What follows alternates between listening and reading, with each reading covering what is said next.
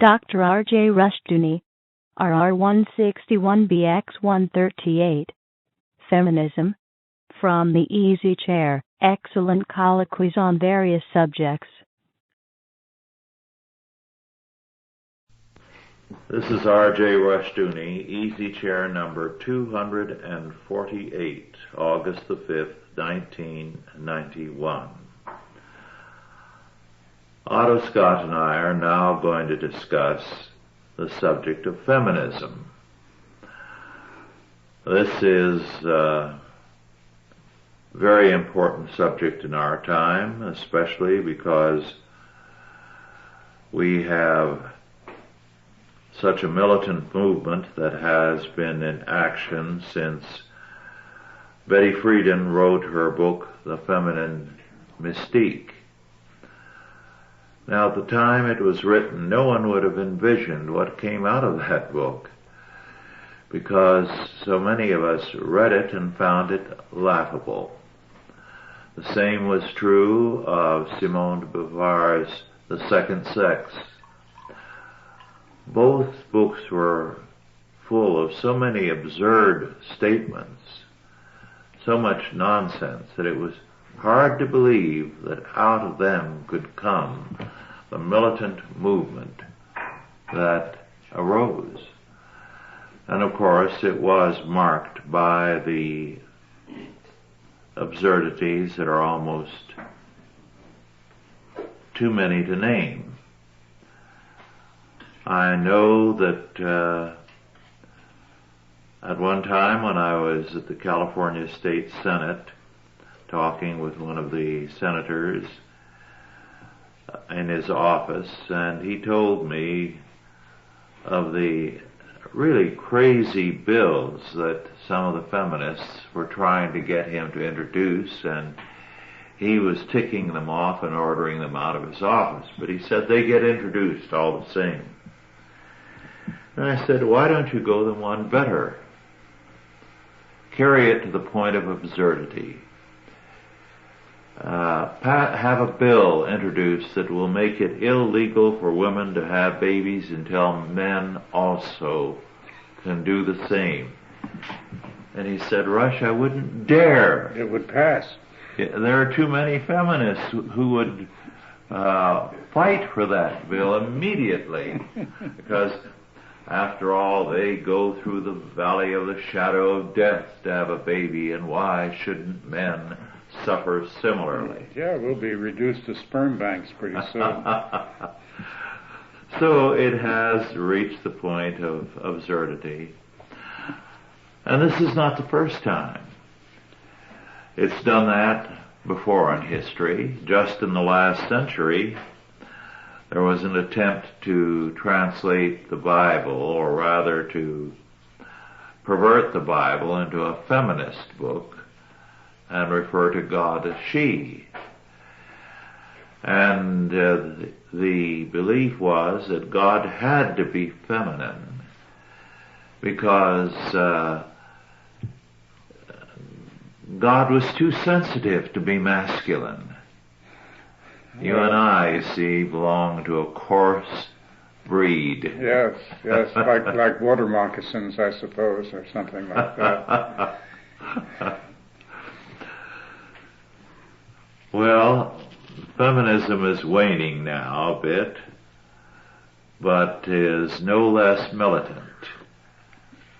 Well, its stronghold seems to be, as so many other things, in the universities. Yes.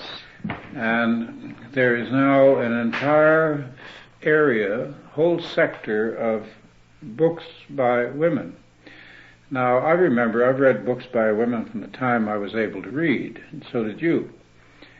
Jean Stratton Porter, remember, yes. And her Girl of the Limberlost, was it? I've forgotten now. Yes. And Mary Reinhardt, and Grace Livingston Hill, and all kinds of produced shelves of books. Yes, I remember, and I read them without distinction. Mm-hmm. Some of them I liked, and it never occurred to me that literature was a matter of sex. Mm-hmm. because most of the bestsellers, by the way, since the term was coined, have been by women.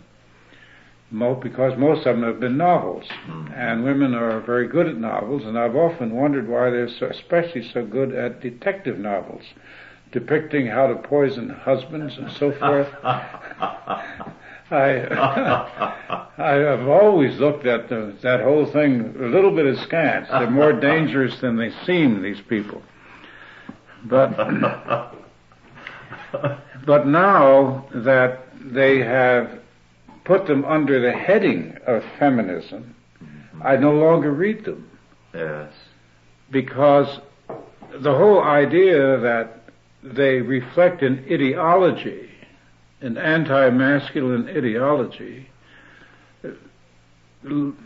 causes me to lose interest in them.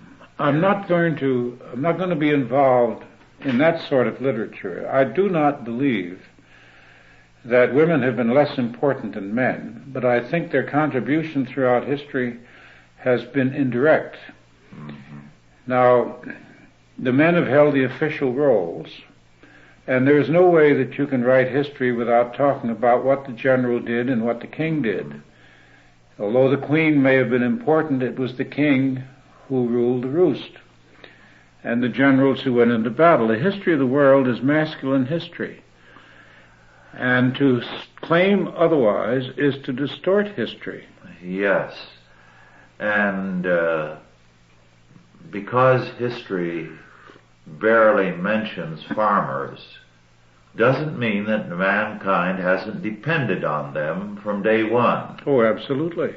But we all know, too, that history is never complete. That there is no way that the historian could know how one man or one woman looked at somebody else, and how in that one glance an accommodation was made, a deal was made, an understanding was reached, which had no trace anywhere at any time.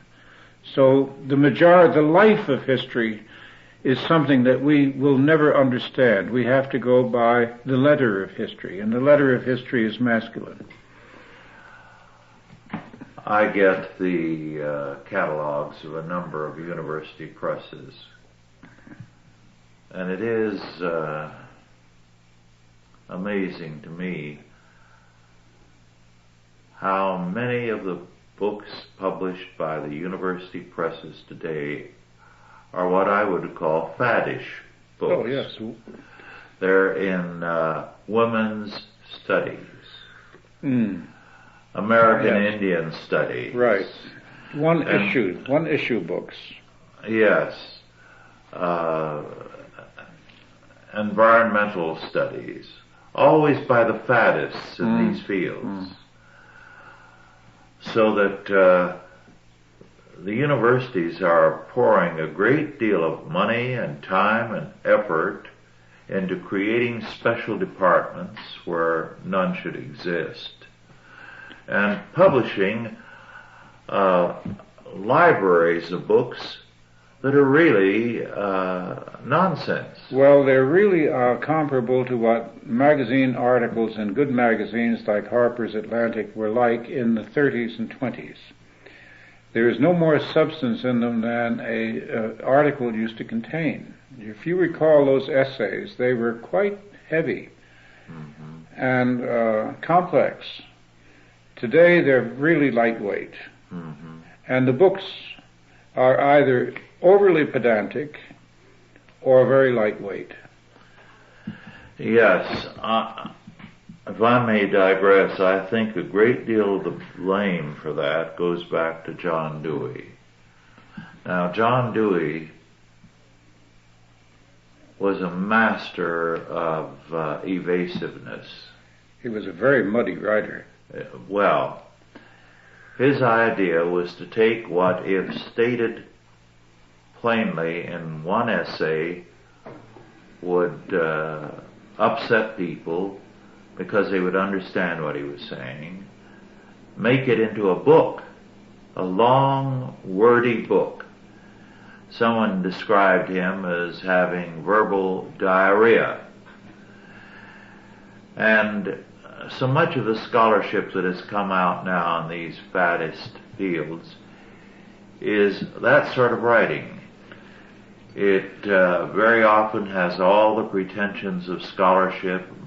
It's muddy writing, as you said, and full of footnotes and bibliography, but saying nothing. All the apparatus. Well, it's had a tremendous effect upon women, and it's had a tremendous effect upon male-female relations. Yes.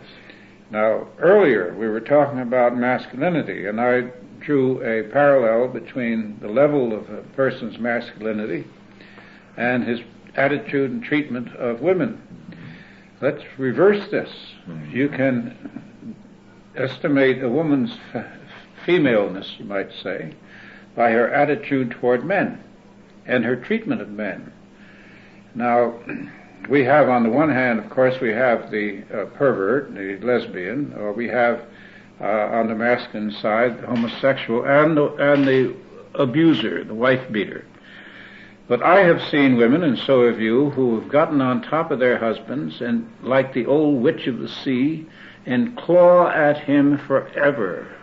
They won't give him a divorce, they won't leave him, but they make his life living hell forever.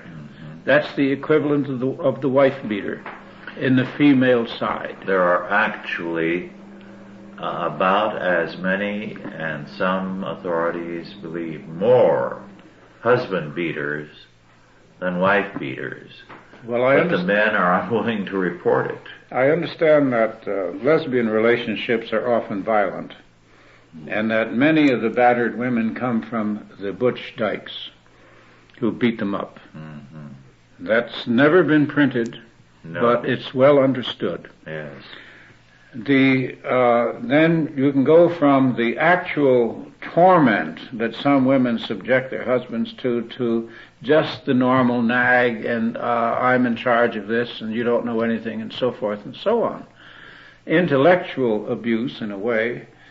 You recall that book that we both read about the feminization of American literature.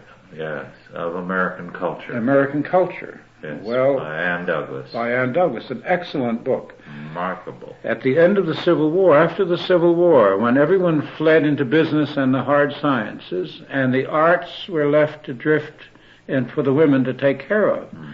Well, this, in effect, put a lobotomy across American men. Unlike the men in any other country, American men came to believe that all forms of art were feminine, including literature. This clings to this day. I remember telling a fellow who has a small oil company that I'd written several oil company histories. Well, he said, yes. He said, my wife reads books. And obviously she had convinced him that women own books, and that if he wasted his time reading books, he wasn't doing the manly thing. Mm-hmm. This is a form of abuse.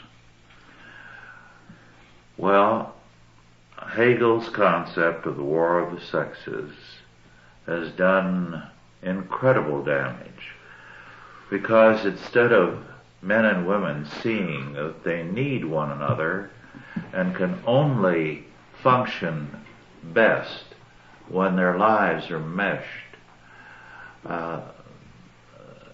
they see anything that the other does as an attack upon themselves. As competitive. Yes. I mentioned earlier, when we were not on tape, that I'm reading Caper's book on John Calhoun, opportunist. Mm-hmm. Well, John C. Calhoun was a pathetic man, very important in American history and deadly in his influence. But Calhoun's ambition was such that he sacrificed every other aspect of his life for politics. He lived apart from his family a good deal of the time. He couldn't be bothered with family problems. He concentrated on one thing, winning the presidency. And that's why he lost it, because he became such a sterile mind. And his thinking... You have to have a lot of friends to become president. Yes. Now, he was not philosophically oriented at all in his political thinking. But the most common term applied to him by men in his day, his thinking is too metaphysical. Mm. And they were saying this because somehow it was not real. Mm. And the metaphysical they associated with transcendentalism. Unreal, and the eggheads up in New England. Sure. And here this fellow was talking in abstractions. Right. And it was because he had deliberately impoverished himself in terms of his ambition. Mm-hmm. So he was half a man. Well, leading women into abstractions about feminine rights, to the extent I get letters, and especially when I was being published more widely, I used to get letters from women who objected to the language, who objected to using masculine pronouns, the word man as a synonym for humanity. Mm-hmm. And I remember on one occasion I wrote that this particular woman who wrote a novel was poisoning the well. And I said the publisher had better pay more attention to the cooks. And I got a letter, very sincere letter in formal language from some woman attorney in West Chicago who took great exception to that joke and didn't obviously know that it was a joke. And I see letters in the Wall Street Journal today and in other publications from women objecting to language, ignoring the thrust of the statement, to insist that it be couched in feminine terms. Mm-hmm. And here we have this philosophy that women have been subjugated all their lives. Well, my father, who used to wax very eloquent against the United States, because he said that this was a woman's country. He said the women take charge of the boys, and he said the wives take charge of the husbands, and he said it's not a man's country. Most American feminists would be very astonished to hear that. But he could see it very clearly because he came from a man's country. Mm-hmm. And I see it, and so do you. When you go to London and you see the stores in London, you see that there are as many stores for men as there are for women. And you go into a jewelry store, you see cufflinks and stick pins and so forth for men. I get catalogs in which there isn't a single item of jewelry for men. Not one. Not one. Apparently, cufflinks are out of style and so forth. We've come to a very strange condition. And I remember I was trying to think of her name. I knew the Commissioner of Corrections in New York City in the 60s. And Buford Peterson, who was running a halfway house, was a friend of mine. He took me to meet her. She was a very impressive woman. She was a little bird-like Jewish woman. She had this big car with a chauffeur, and she was in charge of the Rikers Island Penitentiary and all these other institutions dealing with these very difficult problems. She had been raised, like Margaret Thatcher, in an apartment over a store in a rather poor section of the city. And I think when I talked to her, she must have been either in her late 60s or early 70s. And I don't know how we got onto the male-female thing, but she said the women of the United States are no longer taking care of the men. Now that's a concept which you never hear. Mm-hmm. And yet, of the two sexes, I must say, I think that men fall apart a lot easier than women do without women. Mm-hmm. Whereas women can live without men without falling apart. That's right. Of the two sexes, one needs more support than the other. Men become very sterile without a woman. They don't seem to be able to take care of themselves. Mm-hmm. It's a rare man. They get eccentric. Yes.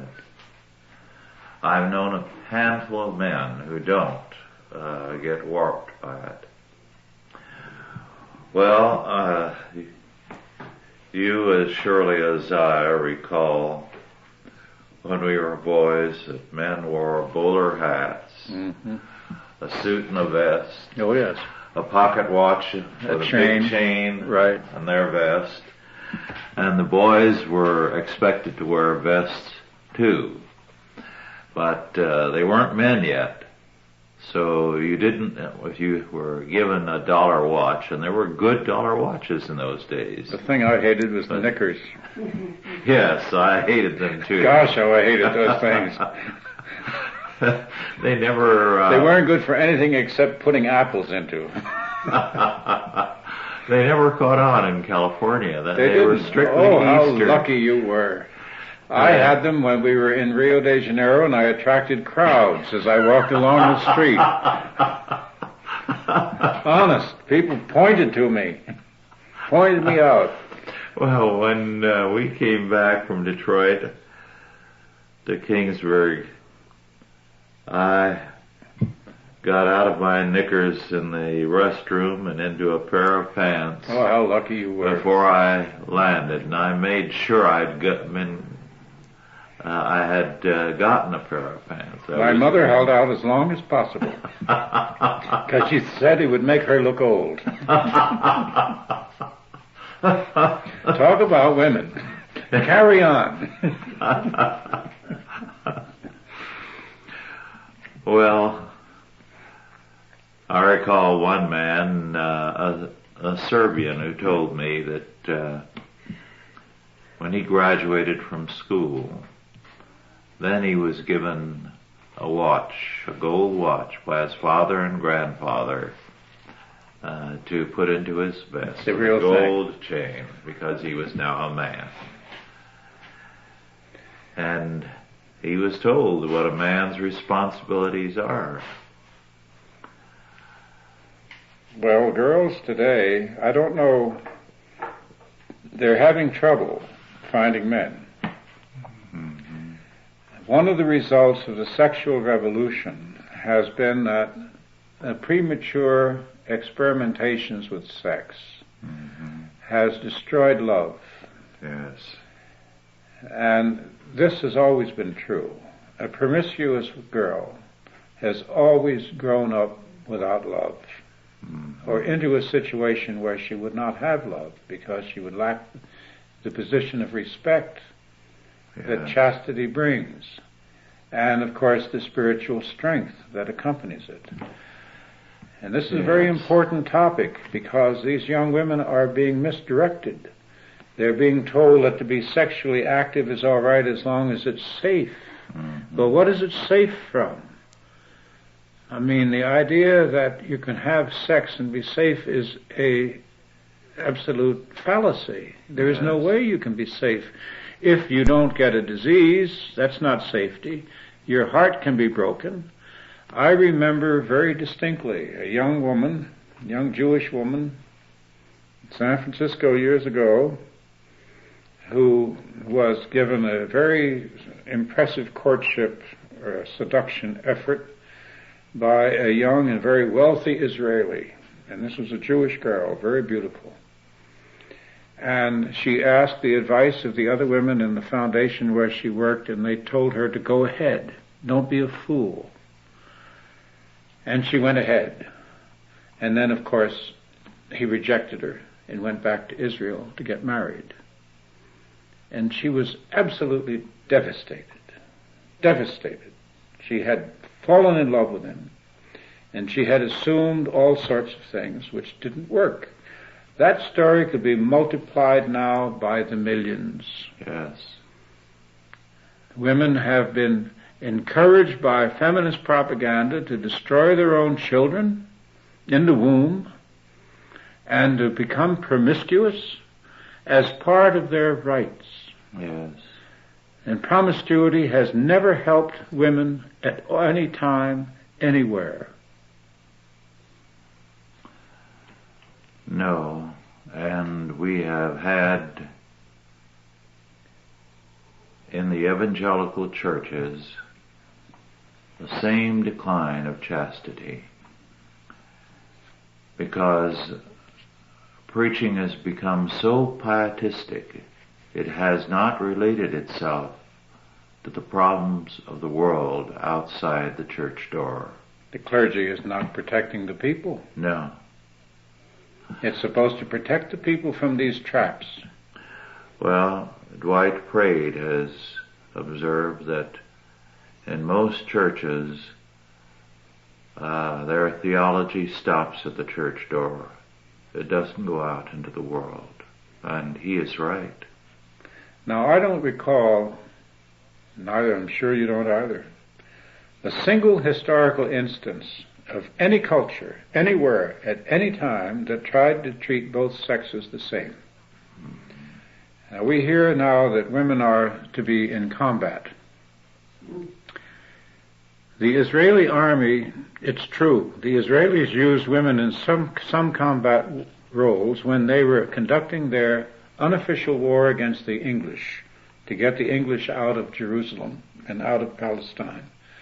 And in the early days of the repelling the attacks of the Arabs against them. But they very soon discovered that it didn't work. Mm-hmm. It didn't work for the women, and it didn't work for the men. Today they have less of a term in the military than the men do. They have different conditions. They're behind the lines. They're in service departments. They're stenographers, etc., radio operators, and so forth. But they are not combat troops. And I read an article by an Israeli veteran who went through the whole sequence. Not a young man, obviously. He sounded like he was in his 50s. In his last sentence, I will never forget, he said, "A country that uses women in combat is not a country worth defending." Good for him. Good for him. Well, we are talking about the destruction of a civilization. Yes. Feminism is the cutting edge of a destructive effort against women. You mentioned before the rise of rape. Well, if men can no longer have to protect women, what's to stop them from rape?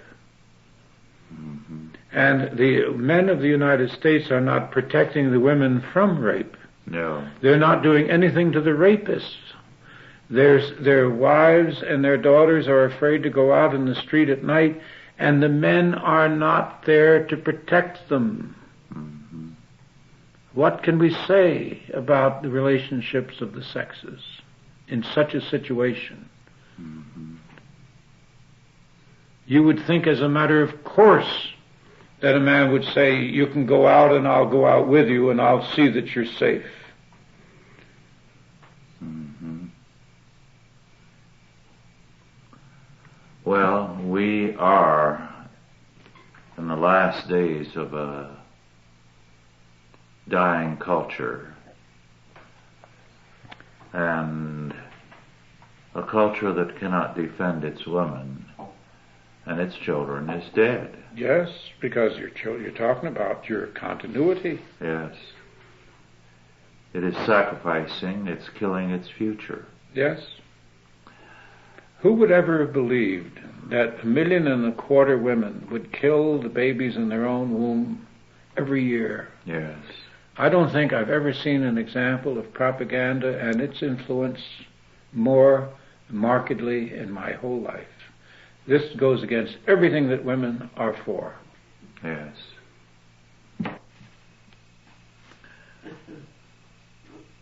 Well, to refer again to Hegel and the concept of the war of the sexes, it's become so deeply embedded in our culture that a good deal of the humor now revolves around the idea of the war of the sexes. Do you remember Thurber's book? Oh, yes. The War of the Sexes? Right. That was really funny. because he took it to it. They had the general of the women on horseback and the general of the men on horseback, and they had the battle of the bridge and so forth. In the end, however, he said nobody could agree upon who won. Well, it has become a grim reality now, and I am sometimes startled, although I should know better by now, when I hear some women express themselves on the subject. The very intense hostility to men. The idea that somehow men are out there to do nothing but to exploit women. The failure of the churches in this sphere, I think, is a very, very important and sad aspect of the story. Because there's not enough hard-headed teaching on what the family means, and what it means to be a man, and what it means to be a woman. I don't think there's any on that level. No. All that you have, and now a vast segment of Protestantism is at one with Rome on this, no divorce. In other words, we're not going to face the problems of what constitutes manhood, what constitutes womanhood, what constitutes a family, and try to create strong families again. They're going to put the lid on things and say, we don't recognize the problems. One very prominent man tried to talk to me for an hour, saying that the Christian position should be in total opposition to divorce. And I said, godly, biblical divorce is the cure for a problem. It is not the problem itself. But the church has failed signally here. They don't discuss the subject at all. No. I don't recall ever hearing sermons on this subject. No. And women, the only things that I've read on this particular area have been very muddy. Margaret Mead. Oh. Margaret Mead was one of the great propagandists in this area. Yes. Now, she did a study of primitive cultures, as you know, in Southeast Asia, and she took several tribes in one of those islands, several different tribes. In Samoa. Well, it was... And several others. Several others. And I've forgotten the title of this particular book, but she pointed out that what was considered women's work in one tribe would very well be treated as men's work in another. And she went on to say that in some areas women developed muscles because they were put on tasks that men had performed in other areas. And then she said something which stuck in my mind and which caused I had to think about. She said that there is a woman inside every man which comes forward in moments of tenderness and concern and so forth. And a man inside every woman who comes forward as a warrior to defend the frontier when the woman is angry or attacked or something like that. And she said one of the problems, of course, is that to call out the man inside a woman all the time is to result in distortions. And the same way if you call out the woman inside a man. Now, I thought about that, and I thought, now that's not so, because what she was trying to do was to say that certain emotional responses are totally sexual, and that man cannot have a compassionate moment without being effeminate, and that women can't stand up for themselves without being masculinized. Well, this is not true. You know that women are very formidable when they get angry, and of course men even more so. And both sexes share emotions. I mean, the female dog will bite you as well as a male dog, and and let's face it, I mean, we're rather formidable people as human beings. But what she succeeded in doing by that sort of an argument was to confuse the genders and to confuse the profile of what constitutes a man and what constitutes a woman. And she was just one of a whole host of people who are redefining the sexes for the American audience. One of the books I was particularly delighted to see was Freeman's book on Margaret Mead and the fact that her work represented fraud, and that coming of age in Samoa represented not research but pure invention on her part. Because very vividly I recall this. When that book came out, in the mid-30s at least, I read it and was totally offended and angered by it. And a girl... well, that was a book in favor of promiscuity. Oh, yes.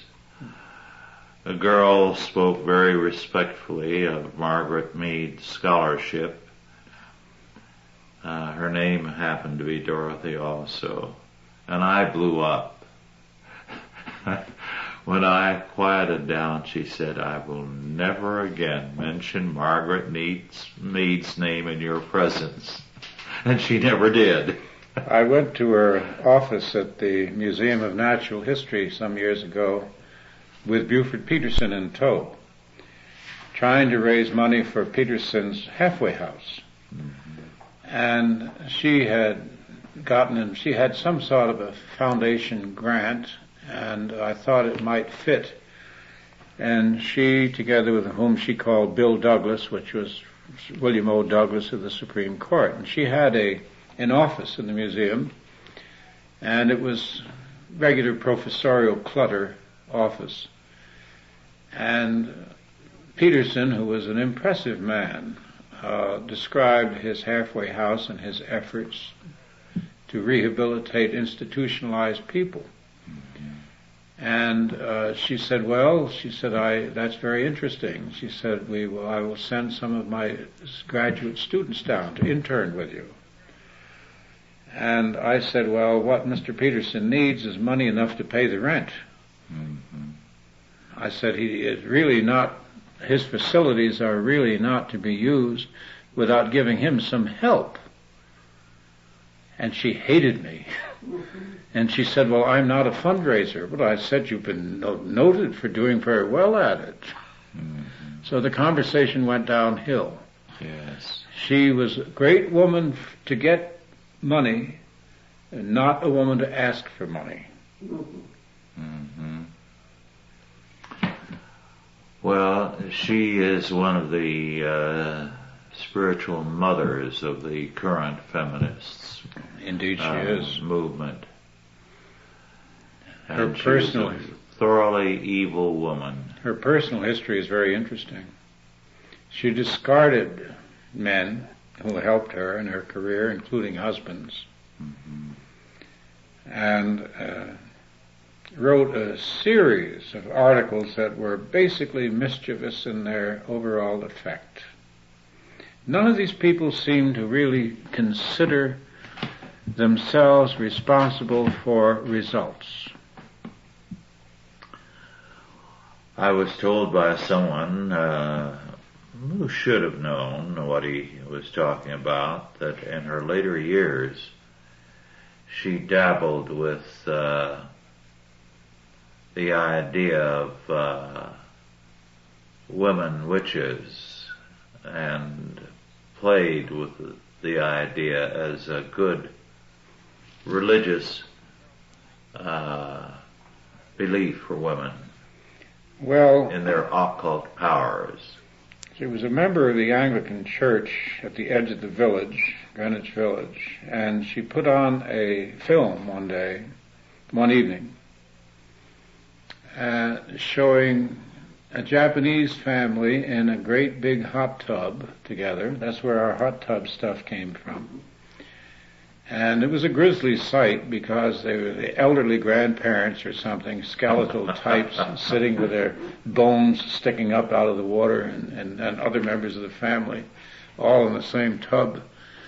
And then a Canadian family exchanging Christmas presents. And she drew a contrast between the warmth, intimacy of the Japanese and the buttoned-up, carefully packaged gifts that the Canadians were exchanging, and made it seem as though one was terribly material and impersonal, and the other was just wonderful. And I'd always thought that Christmas presents were great, especially if you had to unwrap them, the anticipation and the surprise and so forth. And I left raving into the sky and was never asked to come back after that. Those were my two encounters with Margaret Mead, both unforgettable in a way. She was one of a whole school. Yes. A whole school. Now, Betty Friedan, whom you mentioned before, is a divorced woman who collected and went to great pains to collect a great deal of alimony from her husband while she pursued her vendetta against his sex. Reading her, I find it difficult to imagine the man who would marry her, but I saw a picture of one. He looked like a normal human being. He must have been drunk.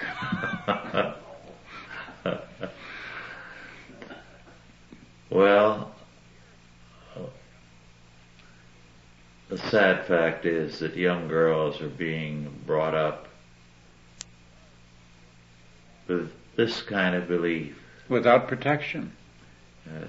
They're exposed to the world. Now, the fate of a young girl in a big city is almost a cliche of modern life for the last, say, 400 years, since the French Revolution, and even before the French Revolution. But today, they are sent out into the world with sex education classes behind them, with encouragements to do whatever they like. And now, of course, we're beginning to see some of them who are approaching 40 who say that they have wasted their lives because they've tried to have a career and they've tried to have a companionate marriage, whatever you call it. They suddenly realize that they have no children, they have no partner, or the partner they have doesn't want responsibility. They've gone through a series of affairs, and this is terrible, takes a terrible effect upon the spirit. Yes, I've seen some burnt out women who represented precisely that kind of life. They pursued a career and freedom to do as they pleased, were highly intelligent, very beautiful, thought they were on top of the world because they could command anything, and suddenly they were desperately alone. Well, you know what happens in the professional jobs or the business jobs.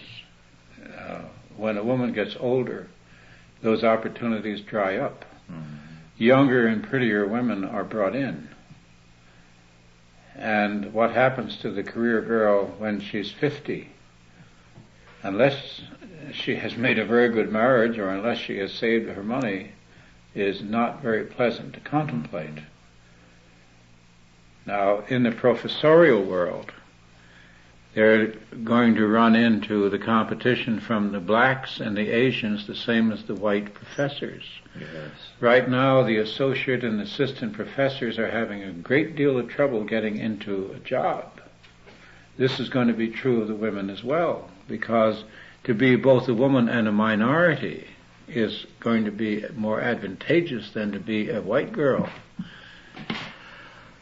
Yes, it's a part of the process that Dr. Van Til so powerfully described as integration downward into the void. That's a tremendous phrase. Yes. It's a tremendous phrase. And the thing that gets me is that, of course, we remember when older men were treated with respect. Yes. Well, that's gone. I go to the doctor's office, I go to the dentist's office, and I'm Otto, some slip of a girl. And I've been told, inferentially most of the time, to be careful. But what really gets me is the coldness. They take on an official cold act. They're in business. Mm-hmm. I told you, I think, of the conversation with the girl in my insurance brokerage when I protested at the cost of the insurance going up. She said, if you can do better elsewhere, I would advise you to look around. Mm-hmm. And I've written a letter to Bruce Moore, the head of her agency, to say I congratulate you on your sales representatives, because if that's the way you feel, you will not have my business next year. Mm-hmm. And these are attitudes which no man would use in dealing with the public. Mm-hmm. They come on as though they're school teachers disciplining you. And I understand also that women in business today are beginning to fall prey to the victims, to the disorders customarily associated with men. They're getting ulcers. Yes. They're becoming alcoholic. They're having heart attacks. Mm-hmm. They're having high blood pressure. Because if you get in the arena, you pay the price. Yes. Well, Rome went through all this. They went into a feminist culture.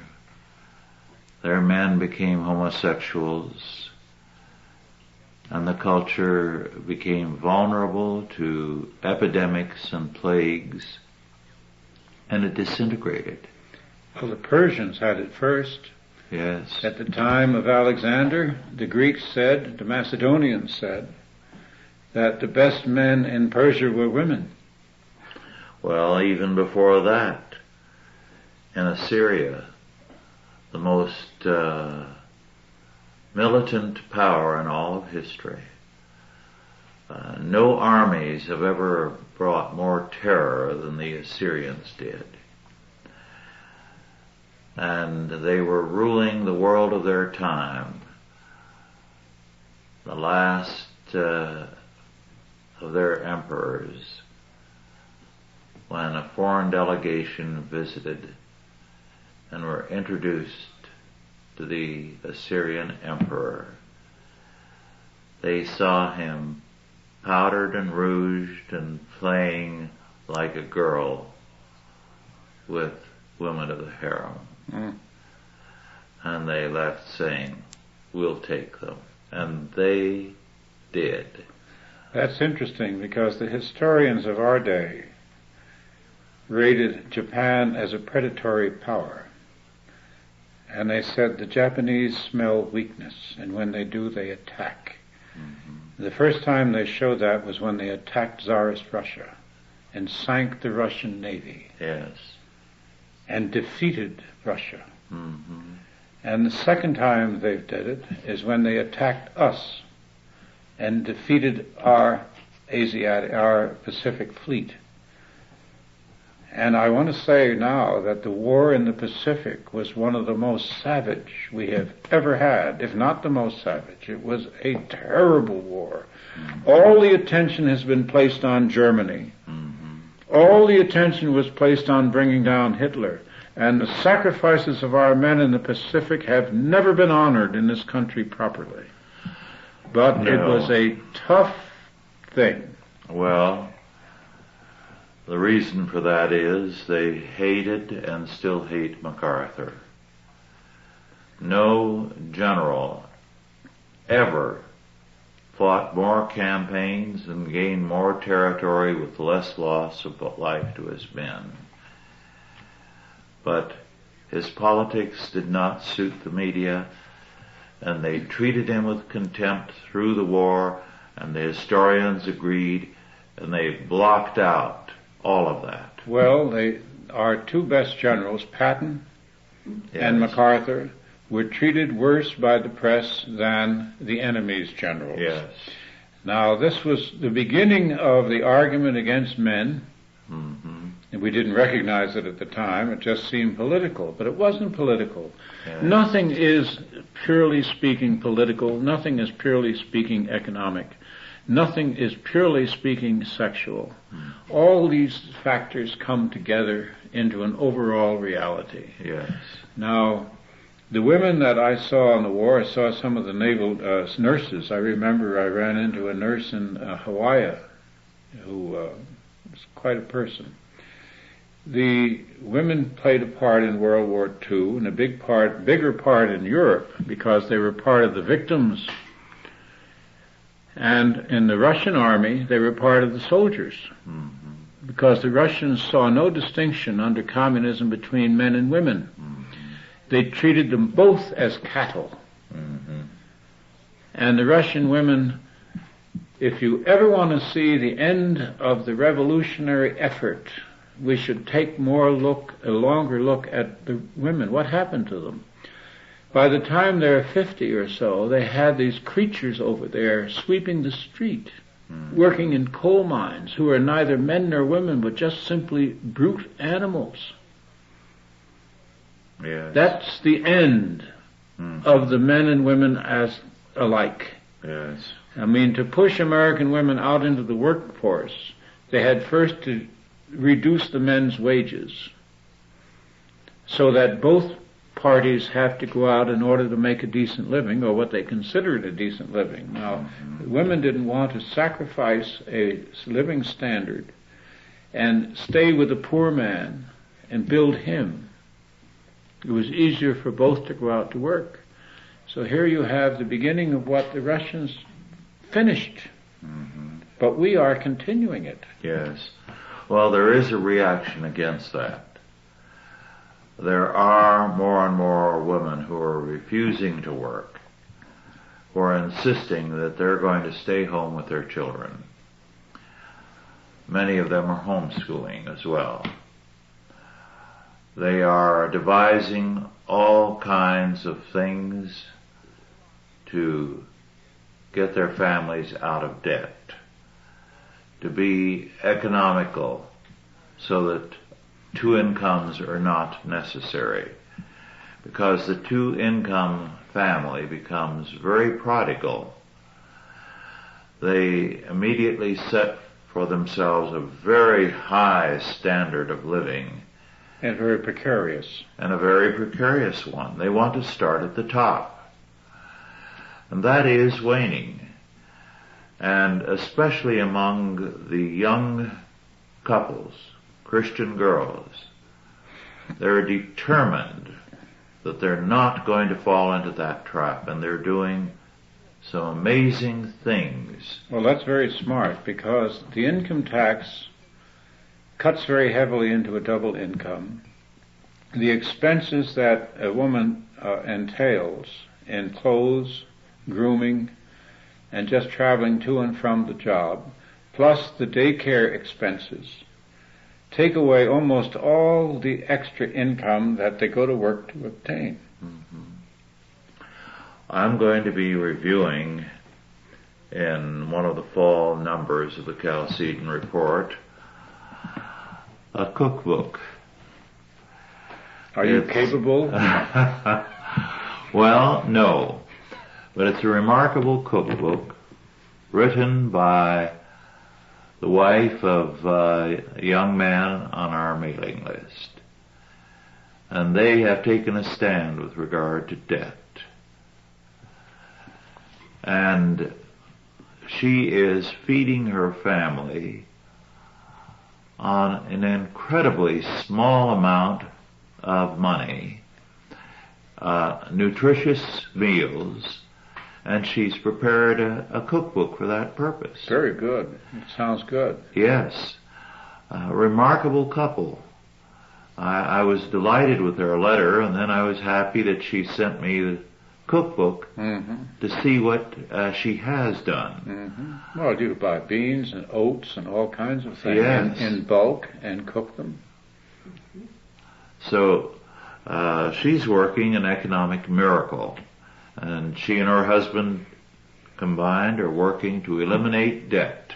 Well, you know, when we were young, being poor was a condition that most of the country shared. Didn't feel poor. No. Didn't feel poor. You did not feel poor in those days. No, not at all. You had a suit for Sunday, you had clothes, you had food, you had a roof over your head. And what more did you want? What more did you need? What more did you have to have? Yes.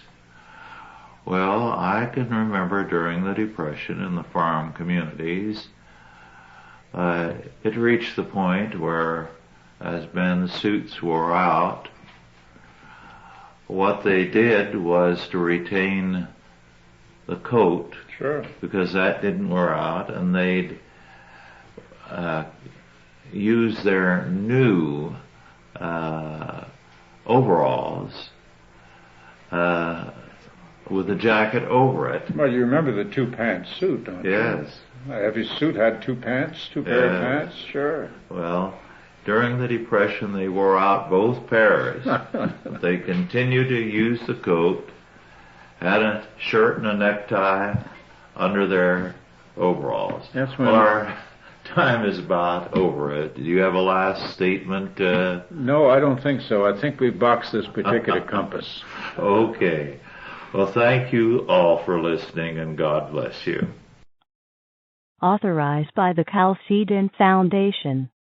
Archived by the Mount Olive Tape Library. Digitized by ChristRules.com.